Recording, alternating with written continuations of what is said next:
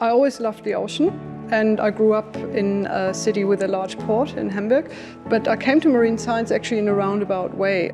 I initially started terrestrial plants. I worked as a student research assistant, for example, on spruce trees that were by then affected by acid rain in Germany. I've studied kelp beds, so they are the equivalent really to coral reefs. They are habitat builders, they are providing life for lots of marine animals. They're really interesting systems to study. I was probably looking at a career continuing to do that work, and at about that time I met my current partner Sven at a scientific dive course, and he was about to do his master's thesis on Desert Island. That's where I really got interested in coral reef science, kind of seeing the equivalent of these habitat-forming organisms providing space and habitat for a lot of marine creatures. I found that spectacularly interesting. I think the research has evolved quite a lot at Ames. Ames started off with really observing and understanding of what is out there, because a lot of the marine environment was and still is very much undescribed.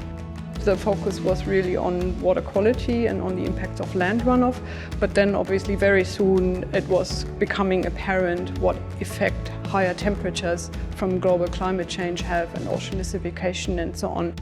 I would say in the last 10 years we have evolved even further and going into then applying that knowledge into advising what we can do about it. So a big part of the Ames success is the research and the science that we are doing being long-term and large-scale.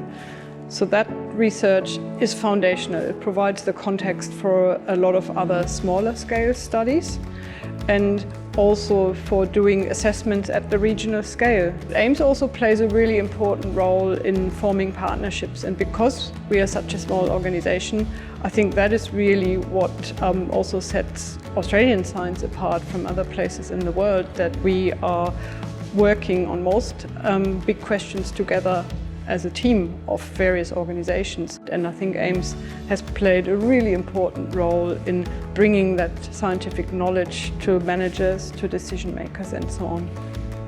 The new challenge that we are facing in marine science in particular is the pace of change.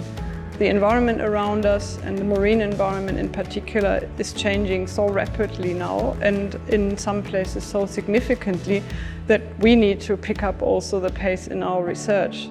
There's many more questions that need answering now.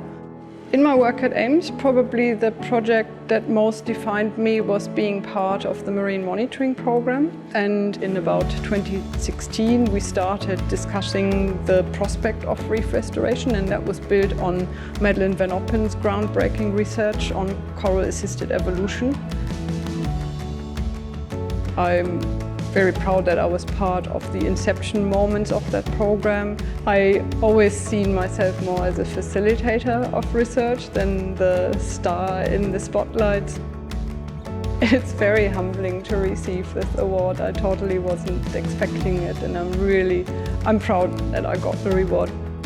So the Ames community is a special one, and a lot of people always refer to it as a family, and I think it totally is, and that was my feeling from the start. But everybody's so welcoming, and I think that makes out the spirit of that teamwork. So what keeps inspiring me is really the knowledge that our work matters, that Ames's science is making a difference.